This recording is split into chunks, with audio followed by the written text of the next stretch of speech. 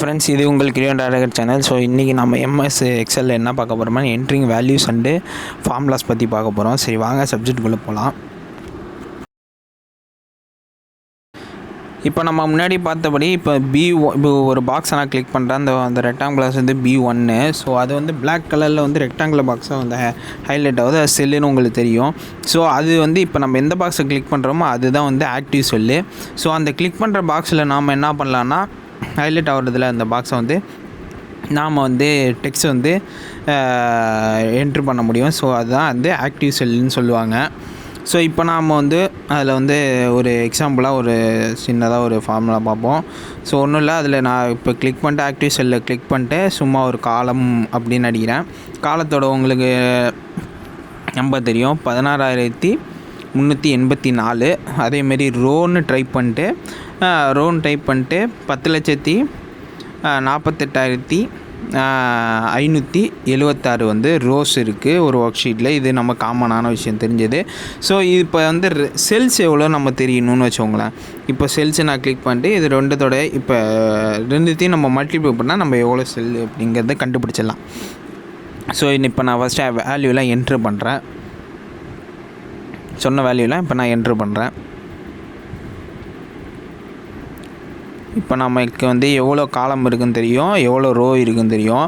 So இது ரெண்டுத்தையும் வச்சு நம்ம செல் எவ்வளோன்னு கண்டுபிடிக்கணும் ஒர்க் ஷீட்லன்னு வச்சுக்கோங்களேன். ஒர்க் ஷீட்டில் செல்ஸ் எவ்வளோ கண்டுபிடிக்கணும்னு வச்சுக்கோங்க. ஸோ செல்ஸ் என்ட்ரு பண்ணிவிட்டு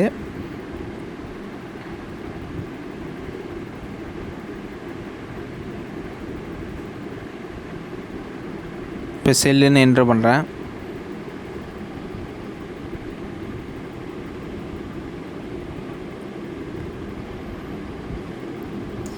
என்ட்ரு பண்ணிட்டு இப்போ நாம் வந்து இது எவ்வளோ செல்லுன்னு கண்டுபிடிக்கணும். அதுக்கு ஒன்றுமே இல்லை, நம்ம வந்து ஈக்குவல் டு போட்டுட்டு இந்த பாக்ஸ் ஆக்டிவ் பாக்ஸில் ஈக்குவல் டு போட்டுட்டு ரெண்டுத்தையும் ப்ரெஸ் பண்ணிங்கன்னா D3 இன்ட்டு, அதாவது இன்ட்டு போடணும், ஷிஃப்ட் அழுத்தி இன்ட்டு மல்டிப்ளை சிம்பிள் போட்டு இன்ட்டு போட்டுட்டு அப்புறம் இன்னொன்று கீழே வந்து கிளிக் பண்ணோம்னா D4 ரெண்டுத்தையும் இது பண்ணிட்டு என்ட்ரு தட்டோம்னா மொத்தம் எவ்வளோ செல்ஸ் இருக்குதுன்னு வந்துடும் நமக்கு. ஸோ இது ஒரு டைப் ஆஃப் ஃபார்முலா, மல்டிப்ளை பண்ணுற ஃபார்முலா ஃப்ரெண்ட்ஸ். இதுலேயே நம்ம ஆட் சப்ட்ராக்ஷன் சேம் பண்ணலாம். ஸோ நம்ம அதில் டபுள் கிளிக் பண்ணோம்னா D3 D4 அப்படிங்கிறது காட்டும். ஸோ அது இப்போ நம்ம வந்து ஆன்சரில் நம்ம கிளிக் பண்ணால் D இன்ட்டு D4ன்னு காட்டும், செல்லுன்னு காட்டும், ரோன்னு காட்டும். அது ஃபார்முலா பாரில் உங்களுக்கு என்னென்ன இதுன்னு காட்டும். ஸோ அதேமாதிரி தான் ஃப்ரெண்ட்ஸ், இப்போ மல்டிப்ளை பண்ணோம்ல, இப்போ வந்து நம்ம சப்ராக்ஷன் பண்ணோம்னா அந்த மல்டிப்ளை சிம்பிளை எடுத்துகிட்டு சப்ராக்ட் பண்ணலாம். ஸோ அதே மாதிரி தான் ப்ளஸ் பண்ணுறது எல்லாமே சேம் ஃபார்முலா தான் ஃப்ரெண்ட்ஸ். இது ஒரு டைப் ஆஃப் ஃபார்முலா நம்ம வந்து யூஸ் பண்ணலாம் இந்த எக்ஸலில். ஸோ அடுத்தது நம்ம எப்படி சேவ் பண்ணுறதுங்கிறத பார்ப்போம்.